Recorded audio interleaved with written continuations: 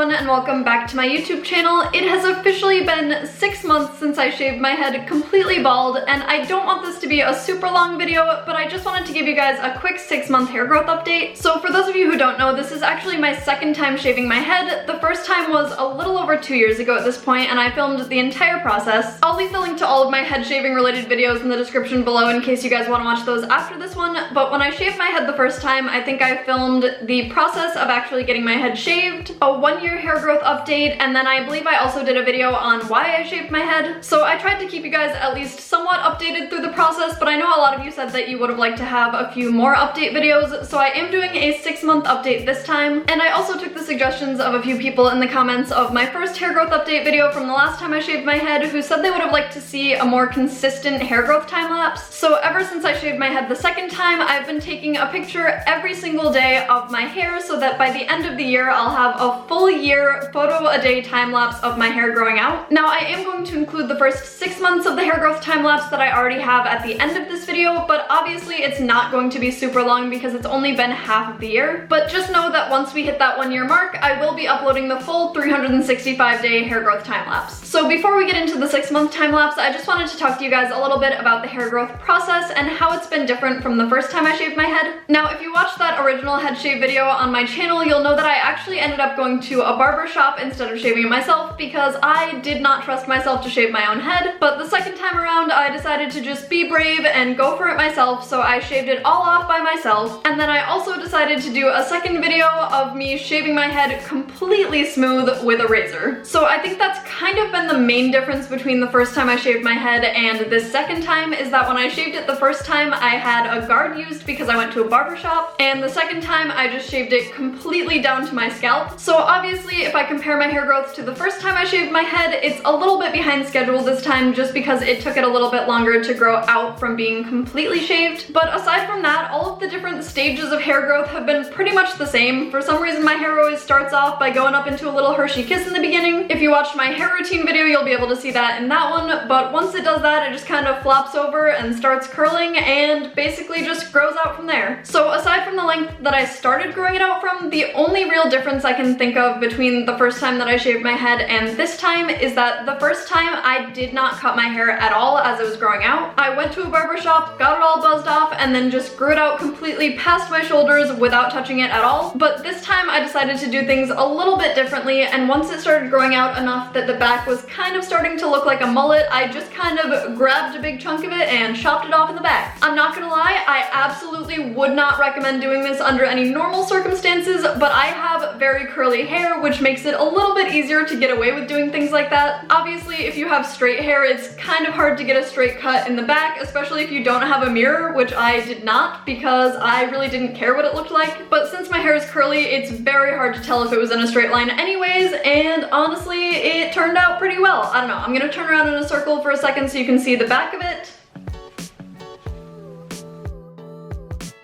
I don't know, you tell me. Some days it's really crazy and other days it does exactly what I want it to. So curly hair just kind of does whatever it wants and there's nothing you can really do about it. But anyways, like I said, I don't want this to be a super long drawn out video, so I'm gonna cut right to the 6-month hair growth time lapse and then I'll be back for the outro.